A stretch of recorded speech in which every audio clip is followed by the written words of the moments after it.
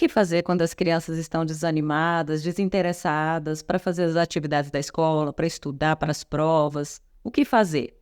Vamos falar sobre isso? As crianças, principalmente quando chegam nos últimos bimestres, próximos, né, do final do ano, elas já começam a reclamar que estão cansadas, que não querem estudar, que não conseguem aprender. E os pais ficam muitas vezes preocupados, né? Que é natural do pai querer que o filho se saia bem, que os filhos tirem boas notas. E aí as crianças começam a reclamar muito que não estão conseguindo. Então, o que será que os pais podem fazer nessa hora? É importante os pais analisarem também se as crianças não estão tendo muitas atividades extras, né? De repente, muitas coisas para fazer, que não está tendo tempo nem de descansar um pouco, de ter um tempo livre. Ou então, realmente, né, tem muita coisa para estudar, muitas matérias, né, muitas atividades na escola. Então, é importante os pais fazerem perguntas, perguntarem para o filho o que está acontecendo, né? O que ele pode fazer para ajudar? Que às vezes a criança está com aquela dificuldade, às vezes é um cansaço realmente. Às vezes você precisa analisar se ela não está passando muitas horas, né? Fazendo atividades de escola, atividades extras, e que ela não está dormindo o suficiente ou não está conseguindo realmente dar conta de tudo. De repente seria interessante tirar alguma atividade extra, pelo menos por um tempo, apenas para a criança, né?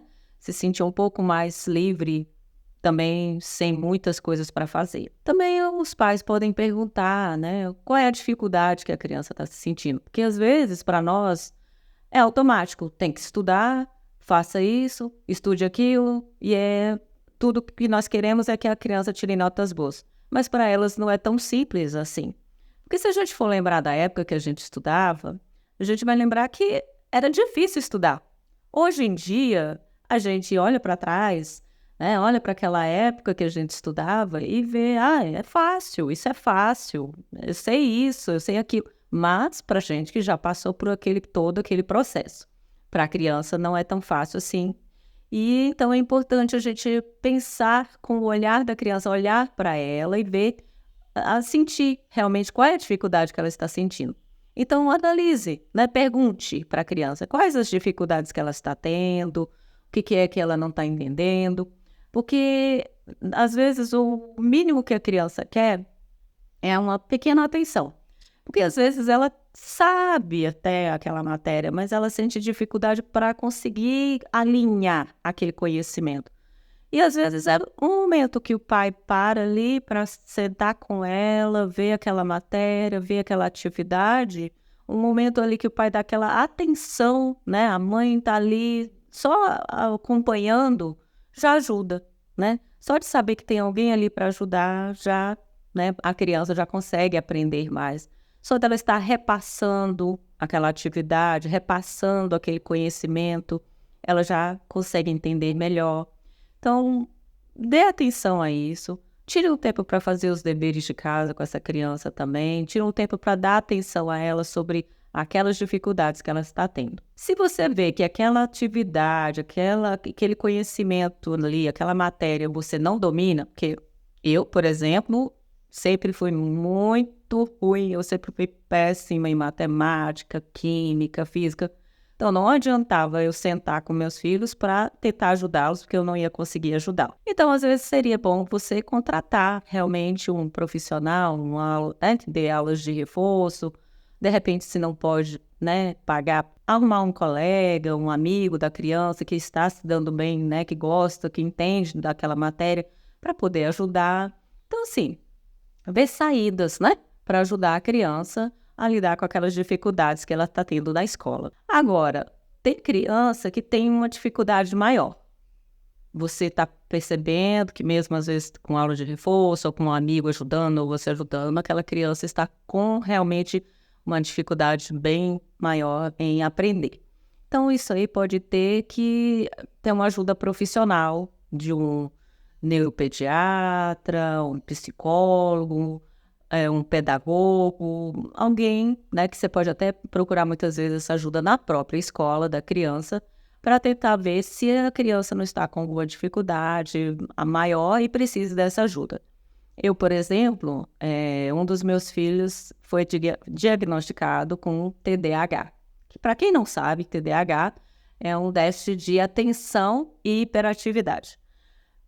O meu filho, ele tinha essa desatenção, né, na escola, e ele não conseguia se concentrar.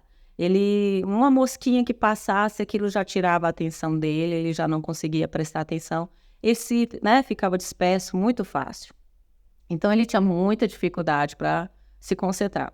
Então, eu tive que levá-lo num profissional, né, no neuropediatra, teve que fazer alguns exames e foi constatado, né, que ele tinha esse déficit de atenção, que ele tem até hoje, né, ele é adulto, mas ele tem esse déficit de atenção. Então, eu levei, né, o laudo do médico, né, para os professores e eles viram que ele precisava de mais tempo para estudar, mais tempo para fazer provas, tinham que ter mais paciência, né, de lidar com as dúvidas dele, ele levava mais tempo. Ele aprende, né, toda pessoa que tem déficit de atenção, ele aprende, só que aprende num ritmo mais lento, mais devagar. Então, às vezes, o caso dos filhos, né, dos seus filhos, podem acontecer isso. Então, é bom investigar. E se você percebeu que não é bem esse o caso, por exemplo, no meu outro filho, não estava, né, numa certa época não estava indo bem na escola, e aí eu fui ver também essa questão com ele, e eu percebi que era mais falta de foco. Ele não conseguia se focar, ele não conseguia se interessar. Era, na verdade, falta de interesse. Ele achava chato, achava sem graça, achava os professores chatos. Então, o importante é conversar. Sim, ter paciência, conversar, falar, olha, nem sempre a gente tem o chefe, o professor que a gente gosta. Nem sempre vamos ter professores legais. Então, você tem que conviver com esse professor, tentar ver o que você pode tirar de bom, focar no que você tem que fazer, que é estudar, estar ali aprendendo. Foque no seu objetivo lá na frente. Qual é o seu objetivo? Aí entra aquela questão da gente fazer ele analisar o que é bom para ele. Por exemplo, falar, qual profissão você quer seguir? O que você quer ser quando crescer? Aquela velha pergunta, né? Quem você vai ser quando crescer?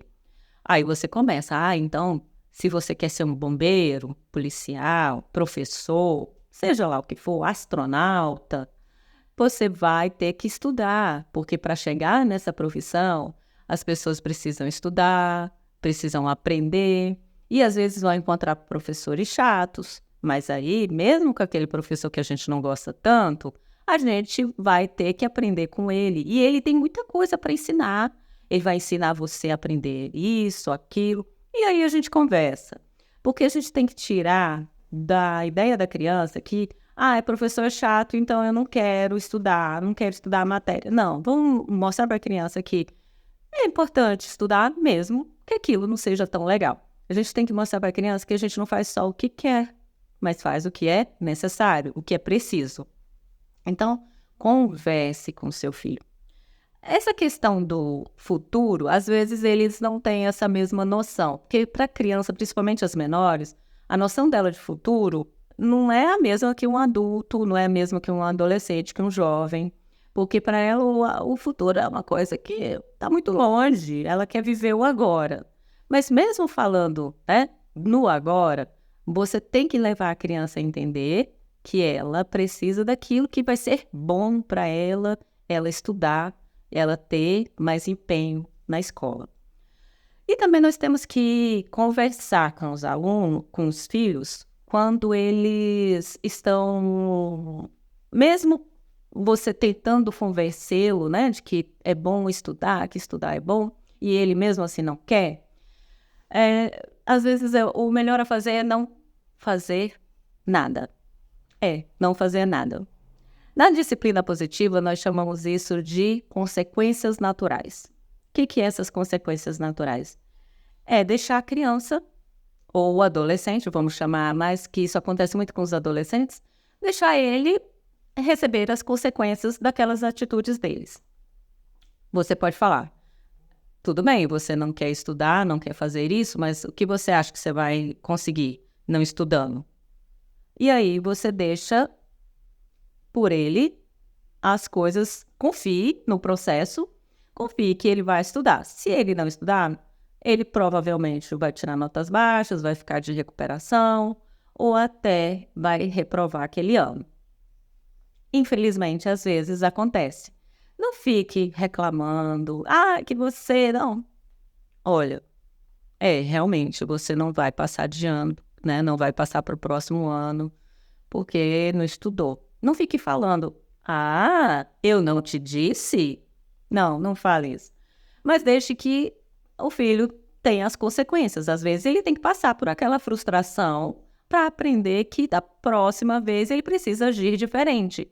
Então, muitas vezes, o importante é não fazer nada, é deixar as consequências naturais daquela atitude que ele teve. Então, é importante a gente estar presente, a gente dar apoio, a gente dar incentivo, perceber se existe algum problema, mas às vezes é importante confiar no filho e deixar que ele conduza o próprio processo de aprendizagem dele. Faz sentido para você? Passe esse vídeo para mais pessoas, né? Compartilhe, dê seu like, que aí o YouTube entende que esse vídeo é bom e ele vai indicar para mais pessoas. E me segue também lá no meu Instagram, que é Elaine R. Silva Eduque. Me segue lá também. Até a próxima. Tchau, tchau.